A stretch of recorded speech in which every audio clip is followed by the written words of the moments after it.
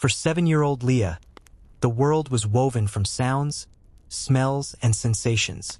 It was a map drawn with invisible ink on her skin and in her memory. The girl knew the creak of every floorboard in their small mud-brick house. She could distinguish her father's steps, heavy and tired, from her mother's light, almost silent. She knew the smell of freshly baked bread, the bitter aroma of olive oil, and the sharp dust that hung in the air on hot days in their village near Capernaum. Her fingers remembered the roughness of sheep's wool, the cool smoothness of a clay jug, and the warm, steady hand of her older brother, Caleb. But she did not know what light was. For her, the blue of the Sea of Galilee, which the fishermen so often spoke of, did not exist, nor did the green of the hills in spring. The sun was merely warmth on her cheeks, and the night was coolness and silence, a time when everything grew still and you could hear a jackal cry far off in the fields. The girl's eyes, clouded by a milky film since birth, had never seen her mother's face or the stars in the sky. Her world was a realm of eternal twilight, but she didn't consider it flawed, because she had never known anything else. Her father, Amos, was a man carved from stone and bitterness. He was a carpenter, but work was scarce, and his hands, calloused from labor, more often clenched into fists of helplessness than held a plane. He loved his daughter, but her blindness was a constant reminder of the world's injustice and the silence of the heavens. He never spoke of it, but Leah could feel his pain in the tension of his voice and in the way he avoided touching her, as if afraid of being infected by her darkness. Her mother, Sarah, was his complete opposite. Her love was quiet but tangible, like a warm blanket on a cold night.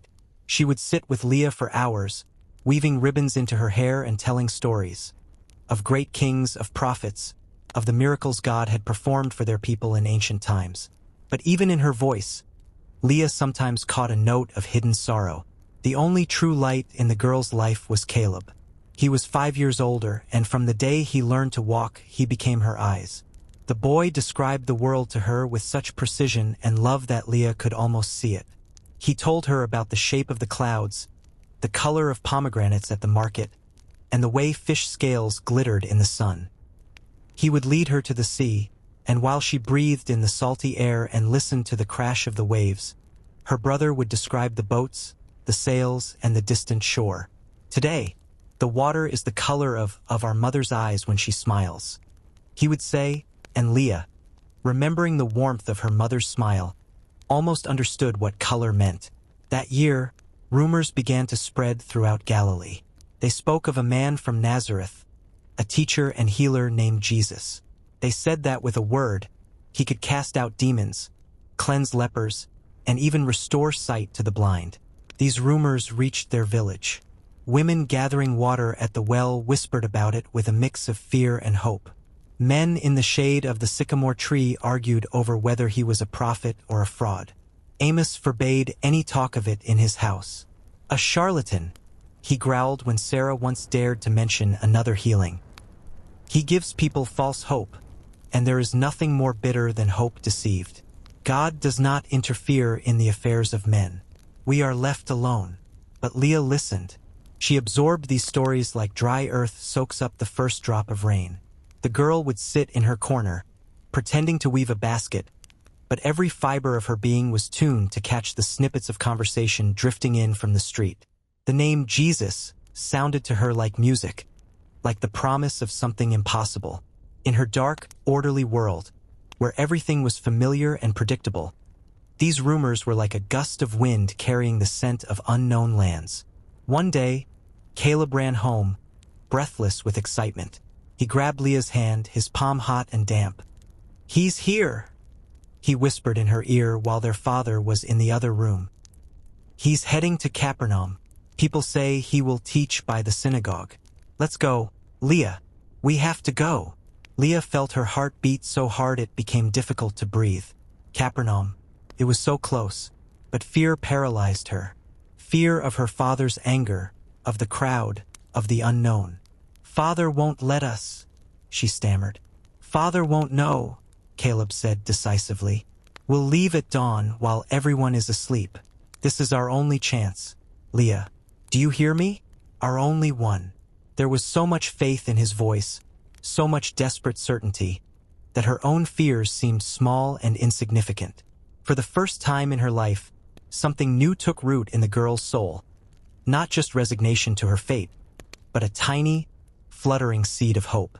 Hope that the world could be more than what she had always known. Hope that she might be able to see her mother's smile. That night, Leah couldn't sleep. She lay on her mat, listening to the breathing of her sleeping family, and imagined that voice. The voice that, they said, could command the darkness. And she prayed, not with words, but with her entire being, with all the strength of her 7-year-old soul, that this voice would call to her, too. Caleb's plan was bold and simple, like all children's plans. But for Leah, whose life was measured in steps from her bed to the doorway and back, it seemed like madness. The thought of leaving home without her parents' knowledge filled her with a chilling terror mixed with a dizzying anticipation. The hope planted by her brother's words grew with each passing minute, sending roots into the darkest corners of her soul. "He'll kill us," she whispered to Caleb when they met behind the house by the old fig tree, their secret place. "If he finds out, he'll whip you, and he'll lock me up and never let me out again." "He won't find out," Caleb repeated stubbornly. His face in the twilight was serious and determined. Leah couldn't see it, but she felt it in the tension of his voice. "We'll be back by evening. They won't even notice we're gone. Mother will go to the well, father will be in his workshop." I've thought it all through. He hadn't thought it all through. The boy hadn't accounted for the fear that would paralyze Leah, or the 1,000 obstacles that could arise on their path. He wasn't thinking with his head, but with his heart. A heart that was breaking with pity and love for his sister. He was tired of being her eyes. He wanted her to have her own. "People say he healed Bartimaeus in Jericho," Caleb whispered fervently, squeezing her hand. "He was blind from birth, just like you, Leah, and now he can see. He tells everyone who will listen. Imagine if you could, too." He trailed off, unable to finish the sentence. But Leah finished it in her imagination. To see Caleb's face, which she knew only by touch. To see her mother's warm smile, which her brother said was the color of the Galilean sea. To see the sky, the sun, the stars. These words themselves were magic to her, abstract concepts from stories and songs. The thought that they could become reality made her head spin. The next day, the house was filled with a heavy silence. Amos returned from the market, angry and tight-lipped. There were no new orders, and the price of grain was rising. He sat at his workbench and began to furiously plane a piece of wood, venting his frustration on it. Every stroke of his tool echoed in Leah's heart. How could she even think of disobeying this formidable, unhappy man? In the evening, as Sarah ladled a meager lentil stew into bowls, she suddenly said, looking off into the distance, "Our neighbor Ruth went to Capernaum today. She says the crowd there is like a festival. Everyone is going to listen to that Nazarene." She pronounced the name almost in a whisper, glancing sideways at her husband. Amos slammed his spoon into the stew, nearly cracking the bowl. "I don't want to hear that name in my house," he roared. "Enough! Have you all gone mad? That man is a troublemaker. He distracts people from their work, feeding them empty promises. And when the Romans decide he's gone too far, who will suffer? We will. The common people." Sarah fell silent, terrified, and didn't utter another word for the rest of the meal. But Leah had heard the most important thing. The healer was there. He was still there. That night she didn't sleep. Lying on her mat, she listened to her mother's steady breathing and her father's heavy, intermittent snores. She thought of his anger, of his pain. Amos was not a wicked man. He was a broken man. He had built a wall around his heart to protect himself from disappointment, and behind that wall, there was no room for miracles. To go against his will was tantamount to betrayal. But then she remembered Caleb's voice, so full of desperate faith. She remembered the stories of blind Bartimaeus, and something inside her shifted. This was her life, her darkness. If there was even one tiny chance for light, didn't she have the right to try? Was it a crime to hope for a miracle? Her decision solidified in the pre-dawn quiet, as the first rooster crowed somewhere on the edge of the village. It wasn't a decision of the mind, but of the soul. She would get up and go, even if her father never forgave her, even if nothing happened and she returned to her dark world, shamed and punished.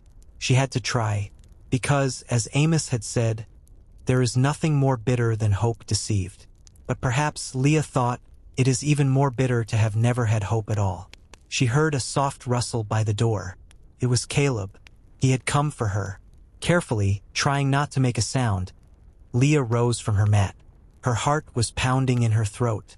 She took a step, then another. Each step on the creaking floorboards was a step away from her familiar life, a step into the unknown. She reached her hand into the darkness and found her brother's. His palm was cold with fear, but his grip was strong. Without a word, they moved towards the exit.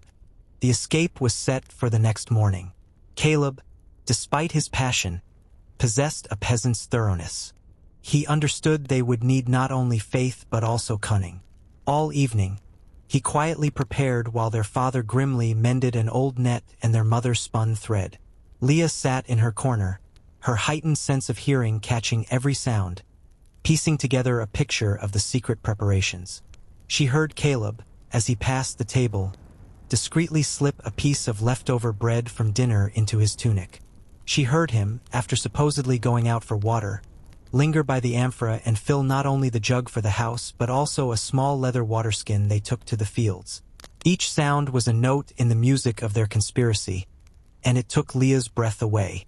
Later, when their parents were asleep, Caleb crept to her mat. He crouched beside her, and Leah could smell the dust and sweat from his tunic. "Are you ready?" he whispered, so quietly that his words were barely audible over the chirping of the crickets outside.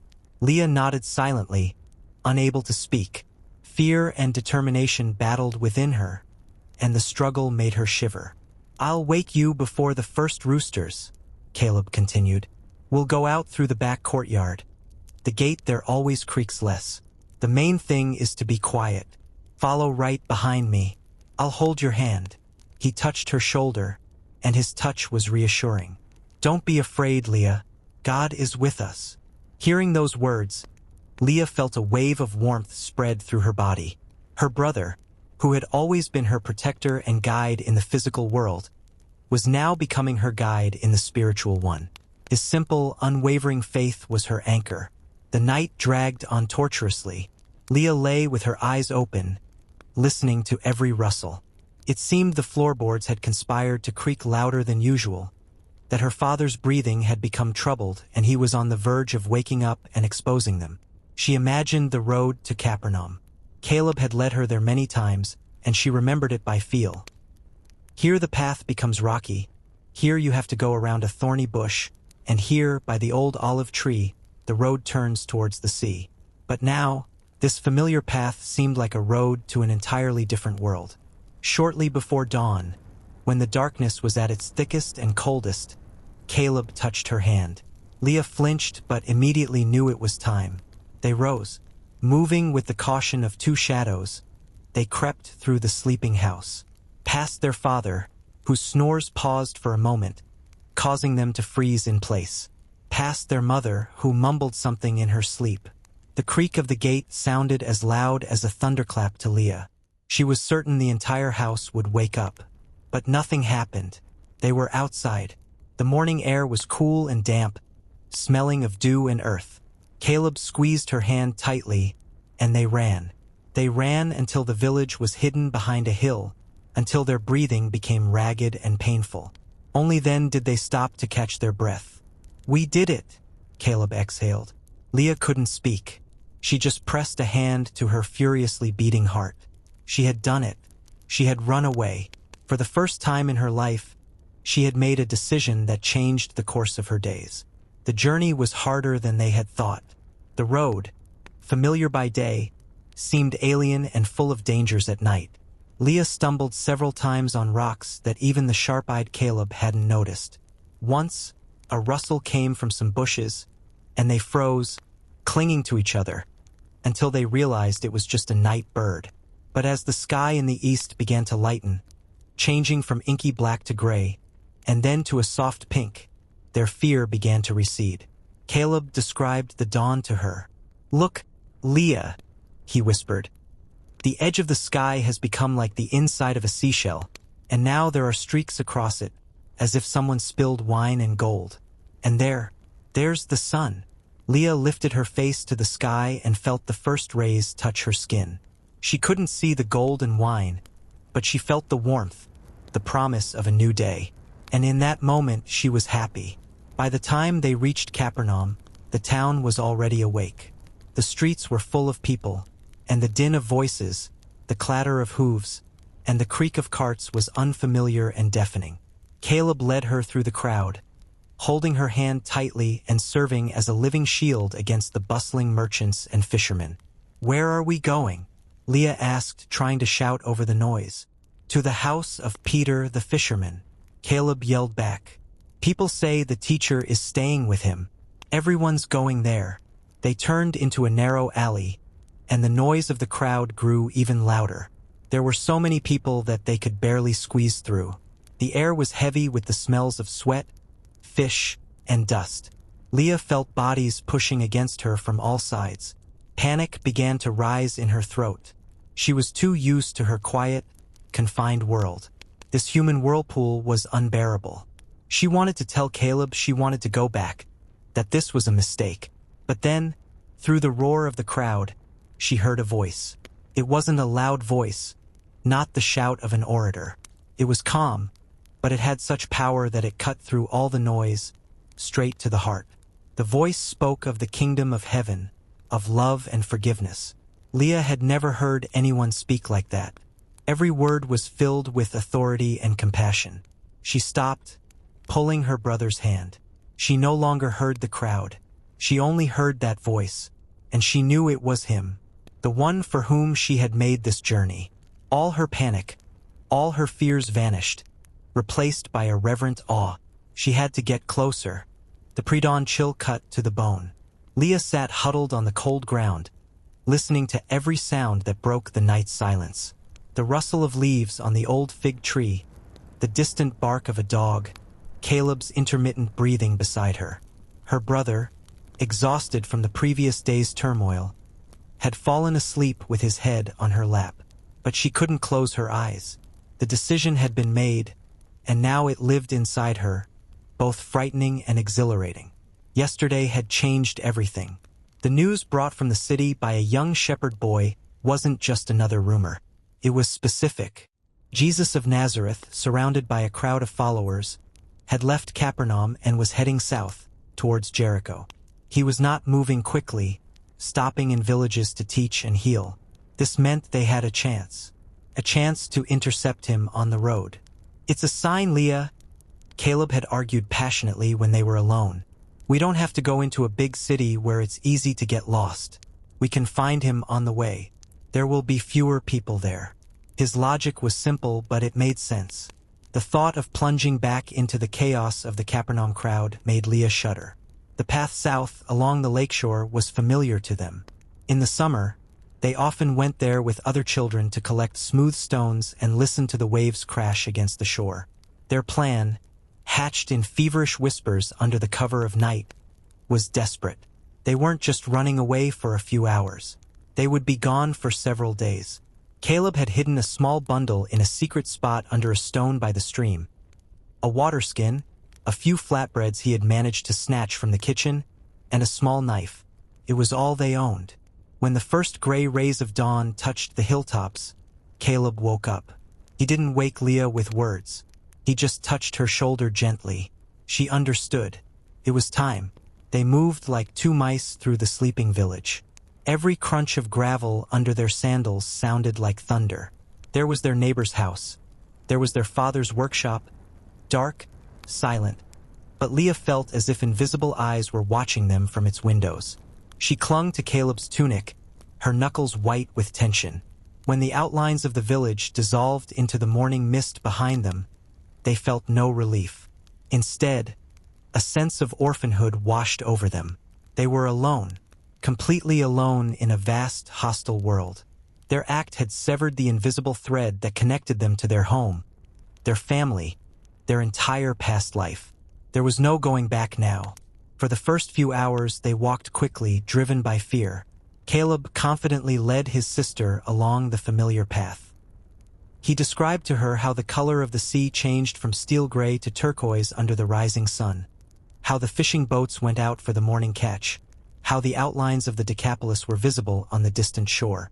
His voice was steady and calm. He was trying to distract her and himself from their anxious thoughts. But by noon, the heat became unbearable.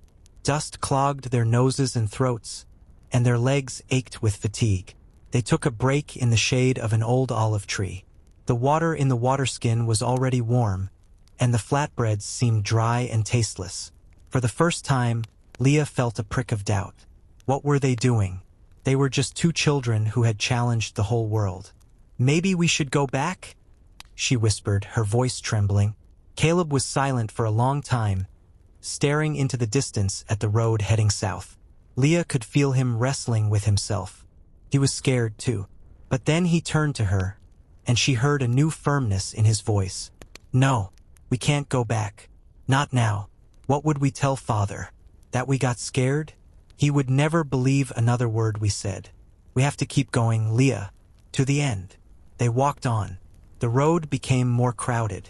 They encountered merchants with laden donkeys, families walking to neighboring villages, groups of pilgrims. No one paid them much attention, assuming they were the children of someone else in the crowd. But Leah felt their fleeting glances. She tried to walk with her head down so no one would see her blind eyes. By evening, they were exhausted. Leah's feet were rubbed raw. Every muscle in her body ached. They moved off the road and took shelter in a small grove. Caleb spread his cloak on the ground, and they lay down, huddling together for warmth. "Do you believe we'll find him?" Leah asked, looking up at the night sky she couldn't see. "I believe," Caleb answered simply. They were drifting off to sleep under the chirp of crickets when they heard footsteps. Someone was approaching their hiding place. Caleb jumped up, shielding Leah with his body. His heart was pounding furiously. In the moonlight, they saw the silhouette of a man leading a small donkey. He was an old man in worn-out clothes, with a long gray beard. He stopped when he saw them. "Peace be with you, children," he said in a calm, slightly raspy voice. "What are you doing out here alone at this hour?" Caleb was silent, not knowing what to say. But the old man didn't seem to expect an answer. He looked at Leah, at her pale, frightened face, at her eyes that didn't reflect the moonlight. "Are you also following him?" he asked. There was no surprise in his voice, only understanding. Caleb slowly nodded. The old man sighed. "Many are, old and young, healthy and sick. All are searching for hope." He took a flask and a piece of cheese from his bag. "Here, have some food. The road is still long." He didn't ask them any questions. He just sat with them by their small fire, and his silent presence was surprisingly comforting. For the first time all day, Leah felt safe. Maybe they weren't so alone on this road after all. The old man's name was Silas. He was a potter from a small village north of Tiberias. His wife had died the previous winter, and his children had grown up and moved away. Upon hearing about the Nazarene, he sold all his modest belongings, bought an old donkey, and set out on the road. He wasn't seeking healing from a physical ailment. He was searching for something for his weary soul. "I've spent my whole life kneading clay," he told his new companions as they walked along the dusty road the next morning. "I know that from the same lump, you can make a beautiful pitcher or an ugly pot. It all depends on the hands of the master. I've heard that this man speaks of God as if he is a great potter who can take our broken, cracked lives and make something new out of them. I want to hear that. I want to see that." Silas's presence changed everything. He was not a burden to them. Quite the opposite. His donkey, whom he affectionately called Stubborn, carried their meager belongings, and sometimes, on particularly difficult stretches, Silas would lift a tired Leah onto its back. The old man knew the way and how to talk to people. He knew where to find water. from which farmer they could buy bread and olives for a few copper coins. With him, their desperate escape turned into a true pilgrimage. They were no longer lonely fugitives. They had become part of a vast, unseen current. The further south they traveled, the more people joined them on the road.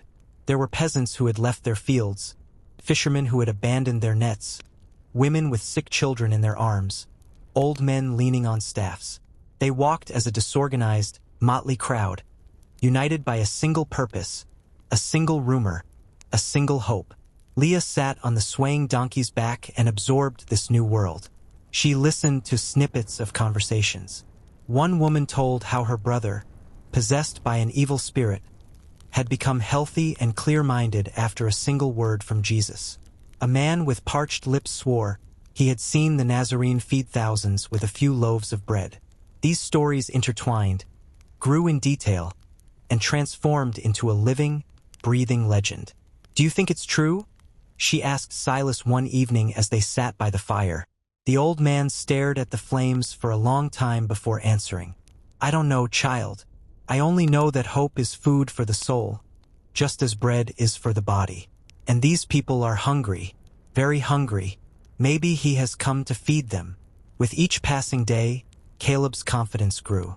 He was no longer afraid. He walked with his head held high, feeling like a part of something great and important.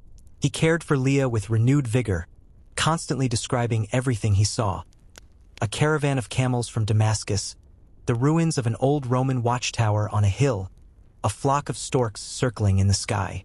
After 3 days of travel, they reached the Jordan Valley. The air became hot and humid, and the landscape changed. Instead of the green hills of Galilee, they were surrounded by sun-scorched cliffs and sparse thickets of reeds. Ahead, in the hazy heat, the walls of Jericho were visible. "We're almost there," Silas said, pointing to the city. "The teacher must be there." Jericho is the last major gate on the way to Jerusalem. He couldn't have bypassed it. As they approached the city, the stream of people turned into a veritable river. The road was packed. It seemed as if all of Judea had risen up and flocked here. The noise was unimaginable. The shouts of donkey drivers, the cries of children, loud arguments, the singing of psalms. It all blended into one roar. Leah felt another surge of panic. She clung tighter to Silas's cloak. "There are too many people here," she whispered. "We'll never be able to get through to him." "Don't be afraid," Caleb comforted her, taking her hand. His palm was confident and warm. "We can do it. I didn't lead you all this way just to give up at the very threshold." They entered the city through the main gate and were immediately swept up and carried along by the human whirlpool. Silas struggled to control the donkey, while Caleb gripped Leah's hand, terrified of losing her in the crush. They didn't know where to go. They simply moved with the crowd, which seemed to have a destination of its own. Suddenly, loud shouts and cheers erupted ahead. The crowd surged and flowed towards a side street. "He's here. He's coming out of Zacchaeus' house." An ecstatic cry rippled through the ranks. Leah's heart plummeted. He was so close, just a few steps away. Their journey was coming to an end. She felt it with her whole being. Now, everything was about to be decided now. The wave of people threw them against the wall of a house. The crush was so intense that, for a moment, Leah lost her footing. If it hadn't been for Caleb, who held onto her hand with a death grip, she would have fallen under the feet of the crowd. Silas and his donkey had been left behind, swallowed up and pushed aside by the living river. The children were alone in the middle of this roaring, sweat and dust-smelling sea of humanity. "I can't see anything," Caleb shouted, trying to stand on his tiptoes. "The crowd is too dense." Leah couldn't see, but she could feel. She felt the collective tension, the anticipation that hung in the air like before a storm. Every person in this crowd wanted something, was pleading for something, was hoping for something. This mixture of desperation and faith was almost palpable, and it was terrifying. Suddenly, the roar intensified, turning into an ecstatic bellow. The wave of people surged forward, and Leah was pressed hard against someone's broad, sweaty back. "He's coming! He's coming!" People shouted from all sides.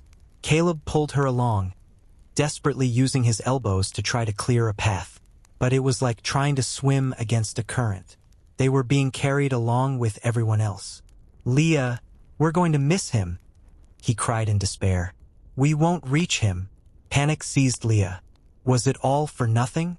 Their escape, the long journey, the fear, the hunger, the feet rubbed raw, all for this, to be trapped in this faceless mass, just steps away from their only hope?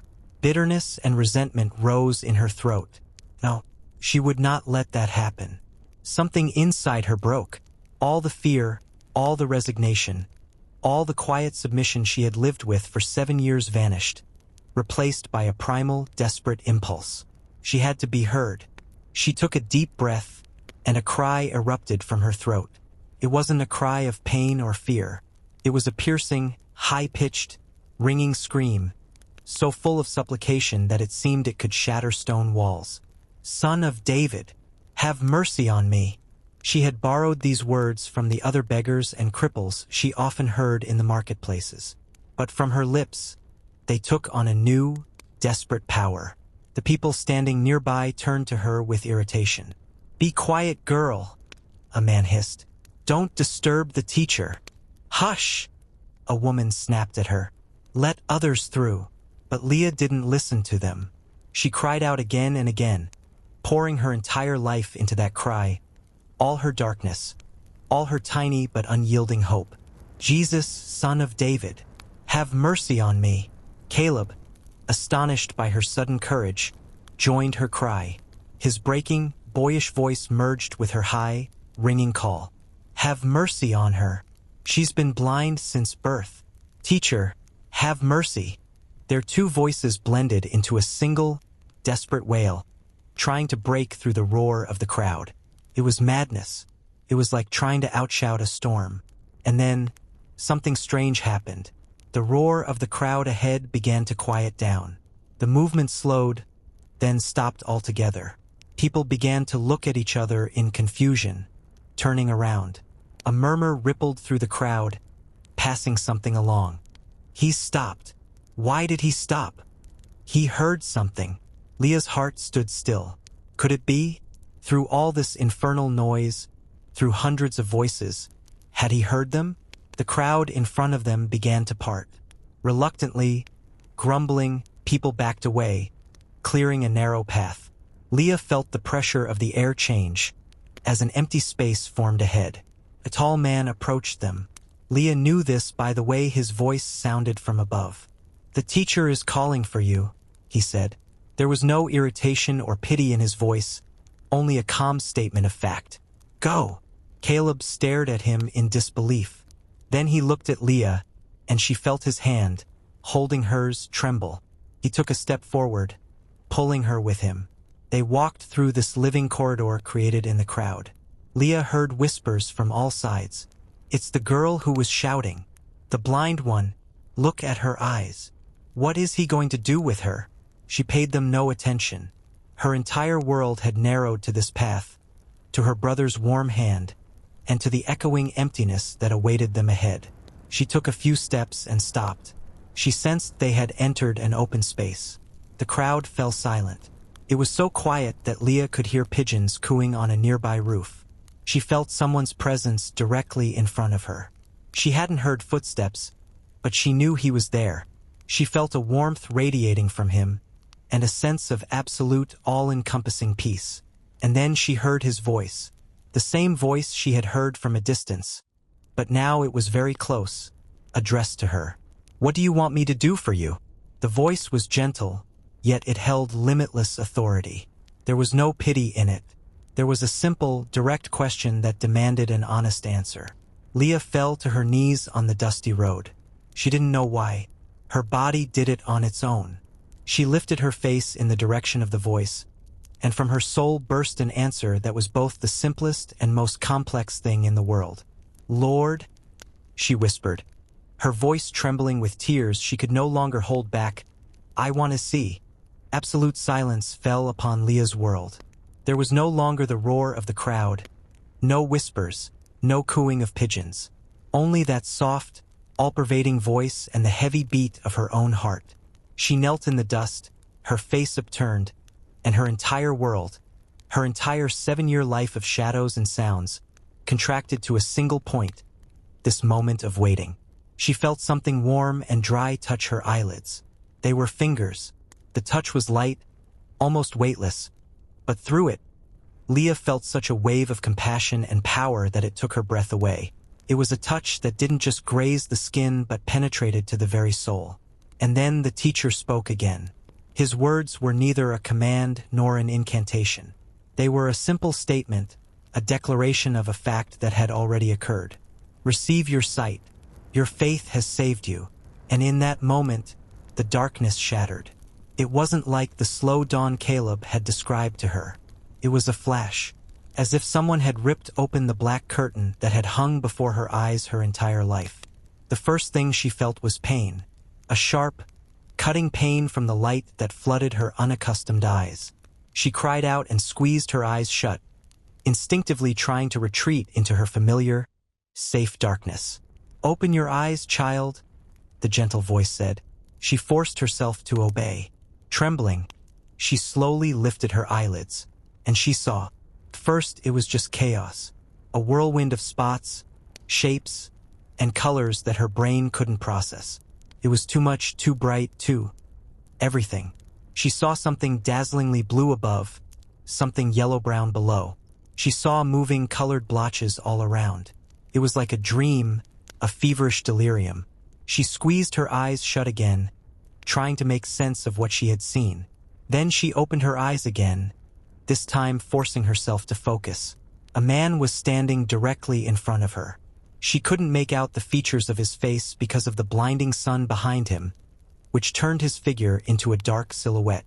But she could see his outline. She could see how the wind stirred his simple clothes. And she saw his eyes.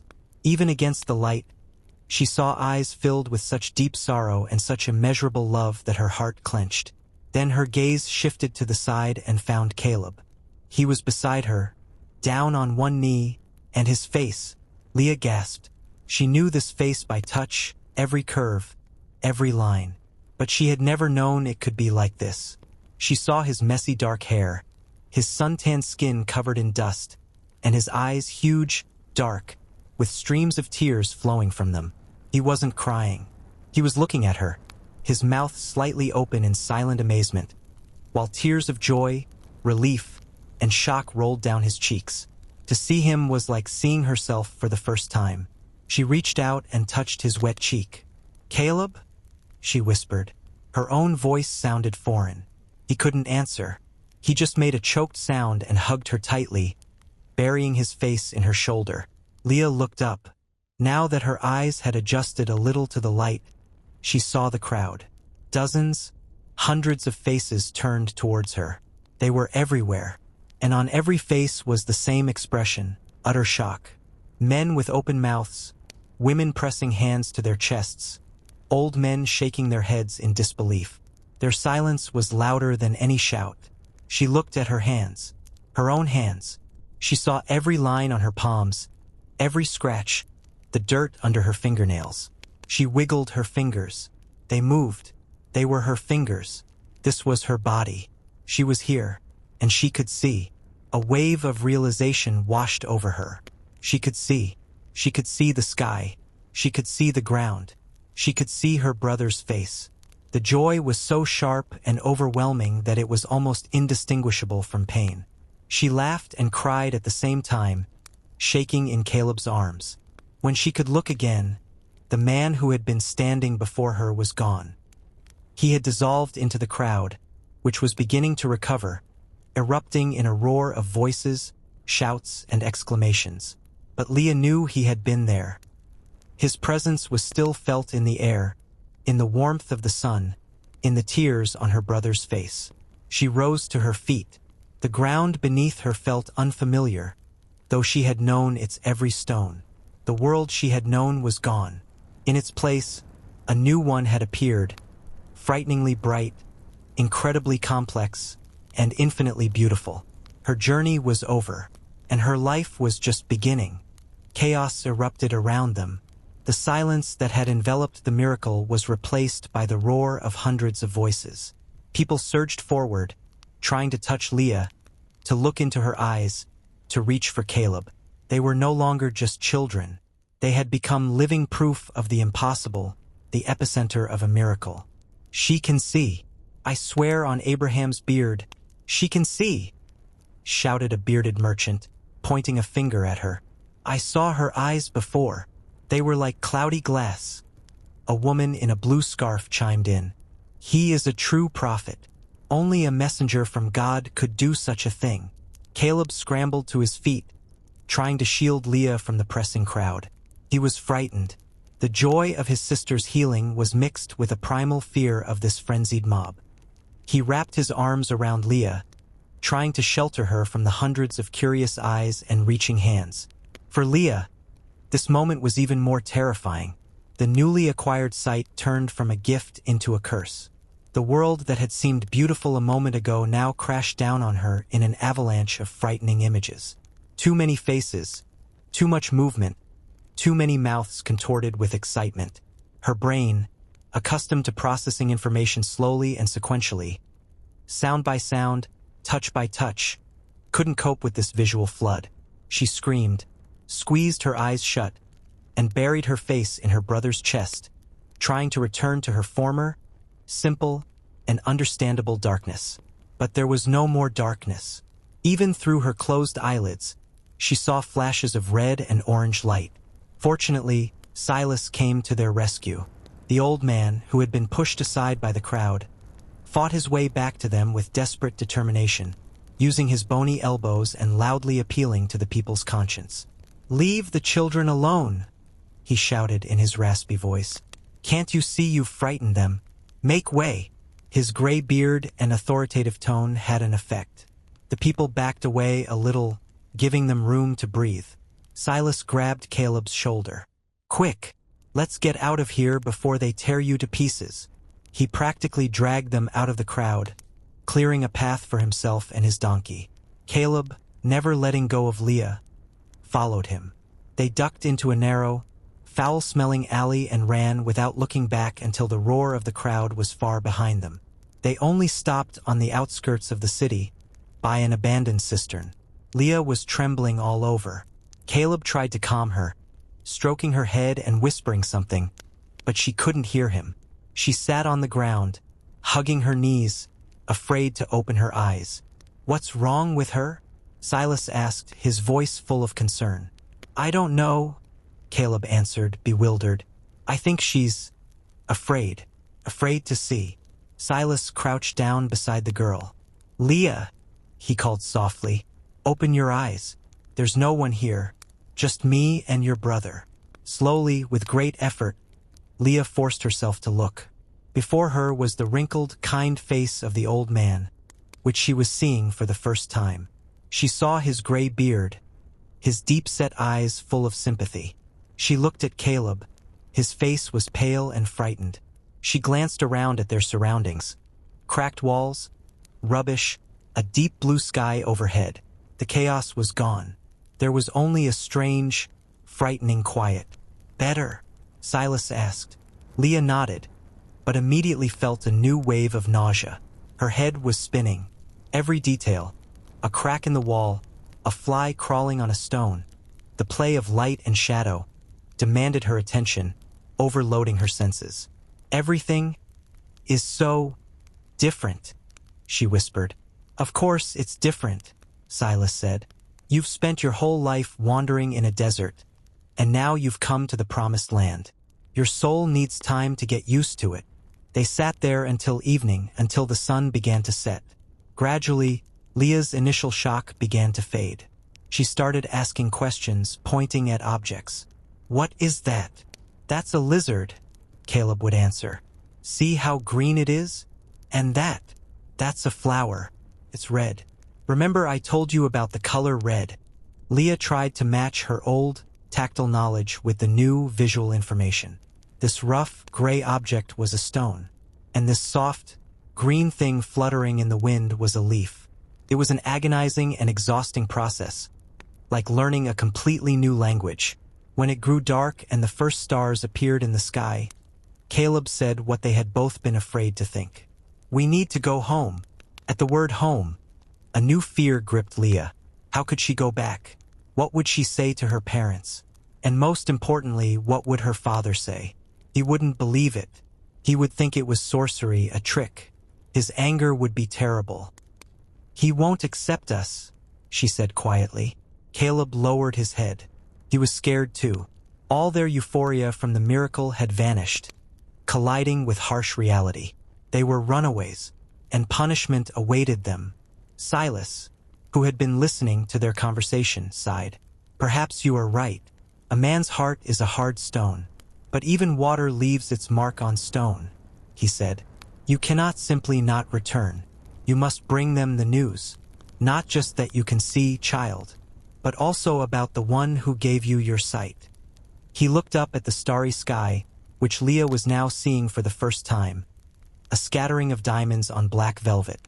"The gift you have received is not only a joy, it is also a burden, and a test, and your first test awaits you at home." The first morning in the sighted world began in terror for Leah. She woke not to the sound of birds singing or the warmth of the sun on her face, but to the strange feeling that someone was watching her. She snapped her eyes open and saw, directly above her, a tangle of dark branches and green spots against something blindingly bright. For a moment, she forgot everything. A primal fear of the unknown overwhelmed her. She didn't know where she was, what these frightening shapes were hovering over her. She wanted to scream, to call for Caleb, but the cry was stuck in her throat. And then she blinked. The shapes swayed, the green spots trembled, and she remembered. These weren't monsters. They were leaves, and the bright thing was the sky. She was under the fig tree. She could see. The panic receded, leaving a hollow echo in her chest. She sat up carefully. Beside her, curled up on the ground, Caleb was asleep. His chest rose and fell rhythmically. Leah watched him, and her heart filled with a wave of tenderness so strong it made her eyes sting. Yesterday she had seen his face, but now, in the soft morning light, she could study it without rush. She saw every eyelash on his closed lids, the tousled hair stuck to his forehead, the dried mud on his cheek. All his fatigue, all his devotion, was written on that sleeping face. A little farther away, by the cooled embers of the fire, sat Silas. He wasn't sleeping. The old man was looking east, where the sky was already beginning to lighten, his lips moving silently in prayer. Leah saw him truly for the first time. She knew his voice, the smell of his clothes, the warmth of his hand. But she didn't know about the deep wrinkles that lined his face like a map of a long and difficult life. She didn't know that his beard was almost completely white, like salt, and that his eyes, turned towards the dawn, held a deep, wise sorrow. To see him was like reading a book that she had previously only known through summaries. Silas sensed her gaze and turned. A gentle smile touched his lips. "Blessed be the Lord who has given us a new day," he said quietly. "How are your eyes, child?"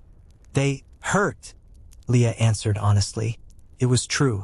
Her eyes ached from the unfamiliar light, from the constant strain.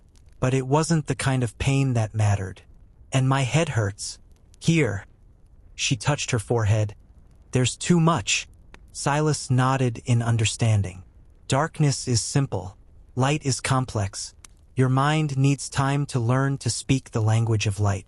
Be patient with yourself." Soon Caleb woke up too. Seeing that Leah was awake and looking at him with a clear gaze, he smiled so widely and joyfully that she couldn't help but smile back. It was the first thing she did as a truly sighted person, return a smile with a smile. After a meager breakfast of leftover bread and water, Silas spoke of the unspoken question that hung heavy in the air. "We need to decide what to do next. The news of the miracle will spread through Judea faster than the wind. Soon, not only your parents but hundreds of curious people will be looking for you. It's dangerous to stay here." Caleb lowered his head. "We have to go home." Leah flinched. The word home no longer evoked a feeling of safety. It smelled of fear, fear of her father's wrath. "He won't believe it," she whispered. He'll say it's a trick, or sorcery. He is your father, Silas countered, though his voice lacked much conviction. A father's heart longs for his children, but anger and grief are poor counselors. You are right, the return will be a trial. He paused, stroking his gray beard. I will go with you. I will see you to your village. Perhaps the word of an old man, a witness to the miracle, will carry some weight with your father. Silas's offer was a ray of hope. The three of them together didn't seem so frightening. Thank you, Caleb whispered, his voice filled with immense relief. The journey back was a strange, almost surreal experience. They walked the same paths, past the same rocks and olive groves. But for Leah, it was a completely new world. She kept stopping, struck by some small detail that Caleb and Silas had never paid attention to. A bright red flower pushing through a crack in a stone. A lizard, frozen in the sun, its skin shimmering with green and blue. A cloud that looked like a tuft of sheep's wool, slowly drifting across a bottomless blue sea. Every hour brought new discoveries and new challenges. She was learning to judge distance by sight, not by steps. She was learning to walk while looking ahead, not at her feet, trusting her eyes more than habit. Several times she stumbled on flat ground because her brain was still trying to rely on the old maps drawn in darkness. The hardest part was the people. When they encountered other travelers, Leah would instinctively shrink. Before, she had just heard them approach. Now she saw their faces. She saw how they looked at her light, wide-open eyes. Some smiled, others looked with curiosity, some with suspicion. She felt defenseless, exposed to the world. Her blindness had been her armor, her shelter. Now she was naked under the gaze of the world. By the evening of the second day, they reached a fork in the road, from which their village was less than an hour's walk away. The anxiety, which had been a quiet background noise, began to build into a cold fear. Beyond the next hill, a meeting with their past life awaited them. Silas stopped his donkey. I will go no further, he said. This is your family's affair. My presence might only worsen your father's anger. Amos does not like strangers. He looked at Caleb, then at Leah. Remember, you are carrying not just a story, but a testimony. Do not be afraid. The one who gave you sight will not abandon you now. He embraced Caleb first and then Leah. The girl buried her face in his clothes, which smelled of dust and smoke. Thank you for everything, Silas, she whispered. Thank God, my child. Live so that this gift is not in vain. The old man turned his donkey and slowly walked away, not looking back. The children were alone. Ahead, beyond the hill, in the gathering dusk, their home awaited them, and the judgment of their own father. The hill that hid their village was the final barrier. All her life, for Leah, it had just been a slope to be climbed, relying on her brother's hand or the familiar path under her feet. Now, in the violet twilight, she could see it. A dark silhouette covered in sparse shrubs against the fading sky, seemed huge, almost hostile, like a guard, unwilling to let them back into their past life. Every step was a struggle. The cold evening air seemed to thicken, making it hard to breathe. Caleb was silent, but Leah could feel the tension in the hand that held hers. She could see his profile, lips pressed tightly together, a frown in his eyes, fixed straight ahead. He was preparing for a battle. When they reached the top, their village lay before them, a scattering of dark rectangles with the warm, orange glow of lamps seeping from some windows. The air smelled of hearth smoke and familiar dust. These smells, which had always meant safety and home, now only brought on a wave of nausea. Leah was seeing this place for the first time. She had always imagined her village as a community of voices and familiar footsteps. Now she saw its poverty. Small houses of clay and stone, huddled together as if seeking warmth. Crooked streets, trodden down by generations of people and livestock. The silence that enveloped everything was not peaceful, but weary. They began their descent. Their steps on the rocky path seemed deafeningly loud. A woman with a jug on her shoulder came towards them from around a corner. She glanced at them, then stopped dead in her tracks. The jug fell to the ground with a dull thud, miraculously not breaking.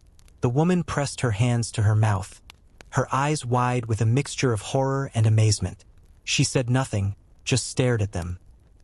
Amos's children, alive and unharmed, whom the whole village had thought were lost, perhaps even dead. Caleb quickened his pace, pulling Leah along. They didn't want questions. Not now. They passed the house of their neighbor, old Daniel. In the open doorway, Leah saw his gray head bent over some work. He looked up and his face froze. Finally, they saw their home. It was smaller and shabbier than she had imagined. The crack she knew by touch snaked up the entire wall like an ugly scar. The door hung slightly crooked on a single hinge. This was not a sanctuary. It was a wounded, weary place. Leah's heart was pounding so hard it throbbed in her temples. She stopped. "I can't," she whispered, her voice trembling. Caleb turned around. In the dim light, he could see how fear had bleached her face. He squeezed her hand tighter. "We're together," he said firmly. "Remember, whatever happens, together." He took a deep breath and pushed the door open. Inside, it was almost dark. The only light came from a small clay lamp on the table, casting flickering shadows on the walls. By the hearth, with her back to them, sat their mother, Sarah. She was sorting through lentils, preparing a meager dinner. Her shoulders were slumped, every movement slow and lifeless. At the sound of the door opening, she flinched but didn't turn around. "Amos, is that you? You're so early," she began in a tired voice. "Mother," Caleb said. The woman froze, her back straightened. Very slowly, as if afraid a sudden movement might shatter the illusion, she turned her head. Her face in the lamplight was like a mask, haggard, with deep shadows under her eyes. When she saw them standing in the doorway, alive, a sound escaped her, not a scream, but the moan of a wounded animal. She jumped up, knocking over the bowl of lentils, which scattered across the dirt floor with a dry rustle. She rushed towards them, stumbling, and fell to her knees, wrapping them both in her arms. Her body shook with silent sobs. She kissed their dusty hair, their dirty hands, their faces, murmuring through her tears, "Alive, my children, alive, thank God. Where were you? We thought. Leah buried her face in her mother's shoulder, breathing in her familiar scent, the smell of bread and tears. She saw her face so close. She saw every wrinkle around her eyes, every silver thread in her dark hair. She saw a love so immense and so weary that it took Leah's own breath away. It was in that moment that Sarah pulled back and truly looked at her daughter. She touched her cheek, her gaze darting to Leah's eyes, and froze. Her hand hung in the air. The sobbing stopped. Her face was a picture of complete, utter bewilderment. "Leah," she whispered, You're looking at me." It wasn't a question. It was a statement of an impossible fact. She could see her daughter's pupils contracting from the lamplight, could see her gaze follow the movement of her hand. At that moment, a dark figure filled the doorway. Their father had returned. Amos was a tall, broad-shouldered man, but grief and sleepless nights of searching had stooped him. He looked 10 years older. Seeing his wife weeping on her knees and his 2 children, he froze for an instant, and then his face contorted with rage. "Where have you been?" His voice was not a shout but a low, menacing growl. It was the anger of a man pushed to the brink by fear and despair. "I searched everywhere. I spoke to everyone. Do you have any idea what you put us through?" He took a step forward, and Caleb instinctively shielded Leah. "Father, we can explain." "Explain?" Amos roared. "You ran away. You left us. For what? For the tales of madmen and vagrants." He raised his hand to strike, and Sarah cried out. But the blow never landed, because Leah took a step forward, out from behind her brother. She looked directly into her father's blazing, angry eyes. She saw his face, weather-beaten with a rough stubble, a deep line between his brows. The face of a man who had fought the world his whole life and lost. "Father," she said, and her voice sounded surprisingly firm and clear in the superheated silence. Amos froze, his hand dropping to his side. He stared at her, at the way she was looking at him, directly, intelligently, without the familiar emptiness in her pupils. "Father," she repeated, "I can see you." A deafening silence flooded the room. You could hear the wick of the lamp crackle. Amos stared at his daughter, and the anger on his face slowly gave way to confusion, then to utter disbelief. Slowly, as if in a dream, he reached out his rough, calloused hand and passed his fingers through the air in front of her face. Her eyes blinked. He took a step to the right. Her gaze followed him. He staggered back as if he'd been struck. He looked at his wife, searching for support. But Sarah was only weeping, shaking her head, unable to utter a word. He looked at Leah again, at his blind daughter who was standing before him and seeing him. Everything he believed in, the cruelty of the world, the silence of the heavens, the futility of hope, was crumbling in that very moment. The miracle he had despised and rejected had entered his own home and was looking at him through his daughter's eyes. He didn't scream. He didn't cry. He just stood there, staring at her, and his stone-like face slowly fell apart, revealing an abyss of shock, fear, and something else for which he had no name. The silence that hung in the room was thicker than the night's darkness Leah had once known.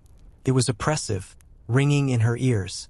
Amos stood motionless, his large body seeming fragile, as if it might crumble to dust at the slightest movement.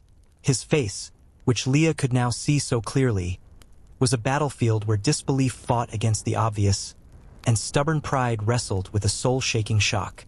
He couldn't meet her gaze, the gaze of his daughter, which for the first time in her life was not empty.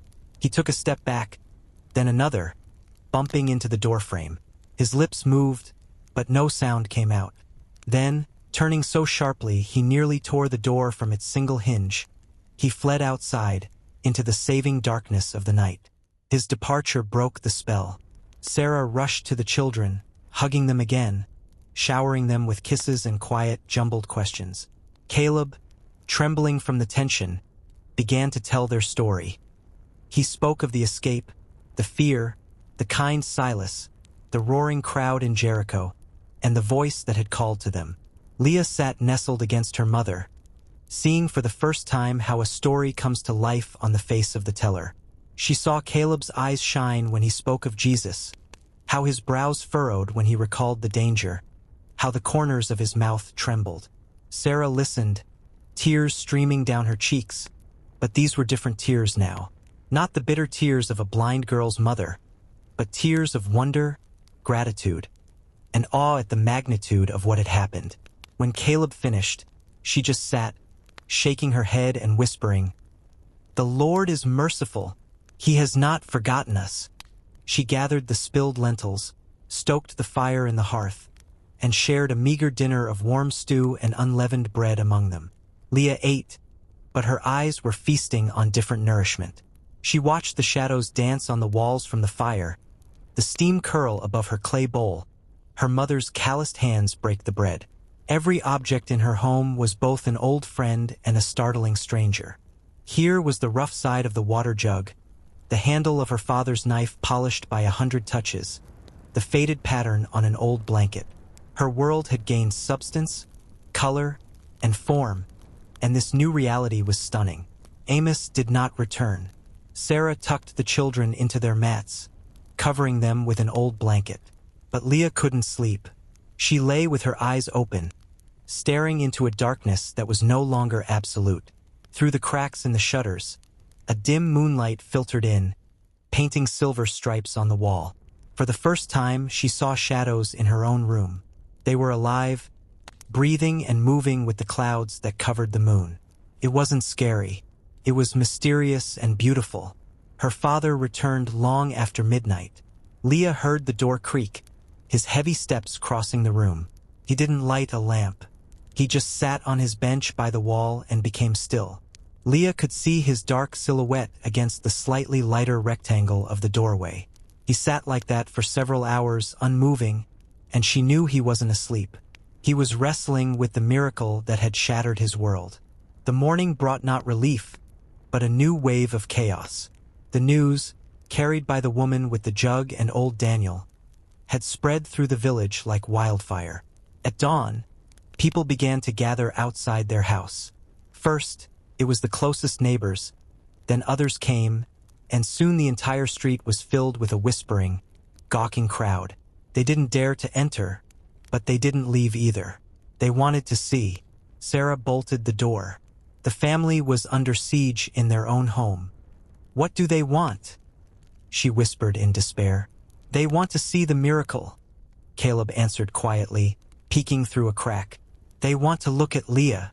Leah stood in the middle of the room, feeling like a trapped animal. Yesterday, she had suffered from the world looking at her. Today, her entire village wanted to look at her. Amos stood up silently.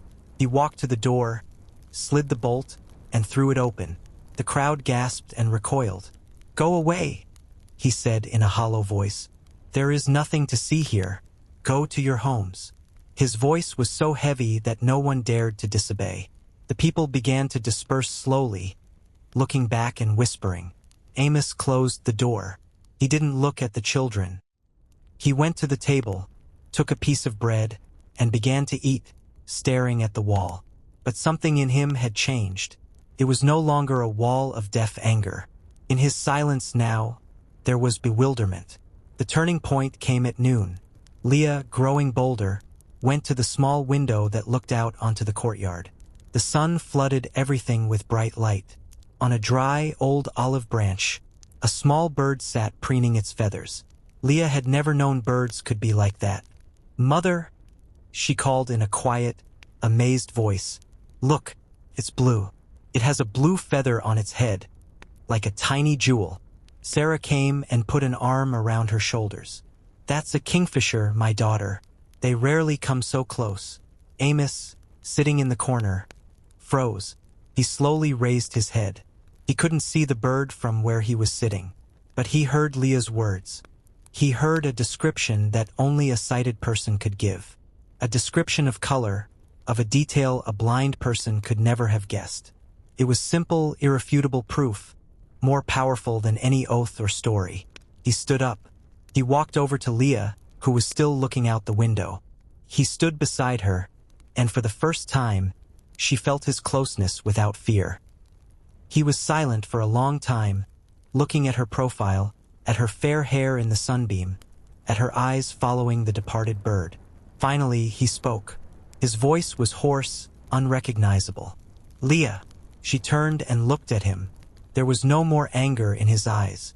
There was pain, weariness, and something else, fragile and new, like a sprout pushing through stone. "Your eyes," he whispered. "What color are they?" He asked a question to which she had only recently learned the answer, by looking at her reflection.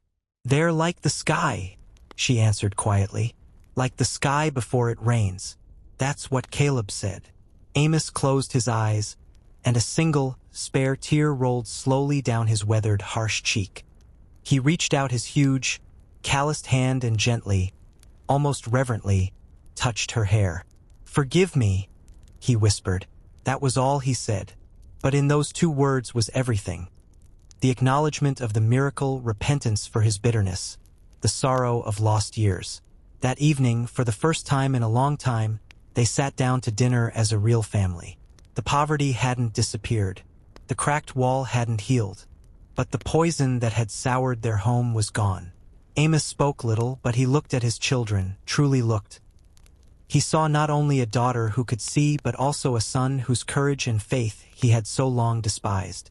When night fell on the village again, Leah lay down on her mat. She closed her eyes, but the world didn't vanish. It remained behind her eyelids, imprinted on her memory in vivid images. The blue bird, the tear on her father's cheek, her mother's smile. She realized that the miracle wasn't just about gaining sight. The real miracle was just beginning, in the ability to see the love in the eyes of her family and to return it. Her long journey in the darkness was over. Ahead lay a lifetime of learning to live in the light.